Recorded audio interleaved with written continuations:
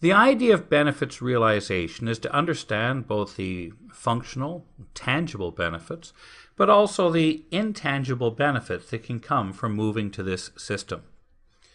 This is often going to be then evaluated as part of our post-implementation feedback to make sure that all of the benefits that were promised during the business case study and during the feasibility study actually were delivered. Do we see that it actually did result in cost savings, greater efficiency, maybe in some cases staff reduction into what were previously, should we say, high labor intensive tasks that we could easily outsource to a computer? You take, for example, in HR.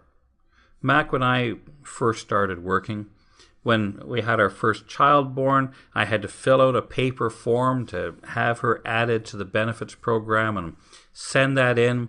You'd get it back because, of course, you'd forgotten something. Then you had to send it back in again, and then someone manually entered it in. And when they'd done that, they sent you back their copy saying that they'd added it and it was manually done. What a ridiculous manual process. By going to a computerized, what can we do now? Yeah, you log into your employee profile. You can add in something like a dependent automatically. It eliminated several, should we say, non-value-add clerical jobs. Now, I'm not saying to get rid of people, but let's put people in positions where they can do something of value. And that was certainly not a value add to the company. That was two people in HR that just did this all day, every day, that we could easily replace and make it much more efficient by computerizing it. And so this is part of our benefits realization. Well, what can sometimes happen is that within a department, they don't want to cut their staff. And we end up with, instead of the computer system providing, should we say, benefits, it just was another investment and more expense. So these are some of the things as auditors we have to review as well. There's a number of different types of project organization we can use.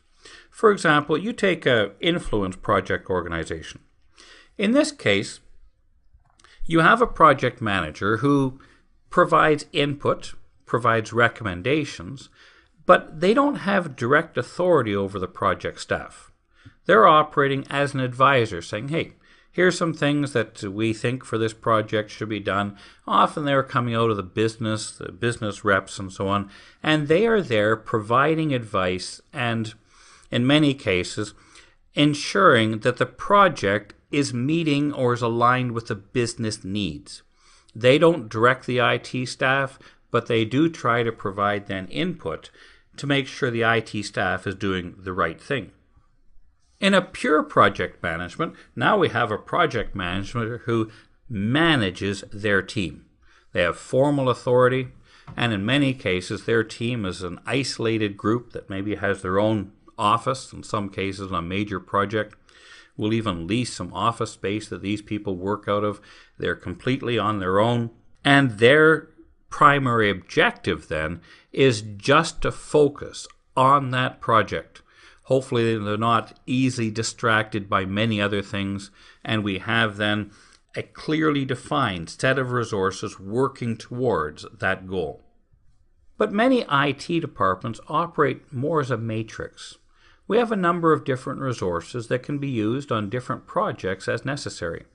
If one project is coming close to completion and needs some additional resources, people can be shuffled around from one project to another.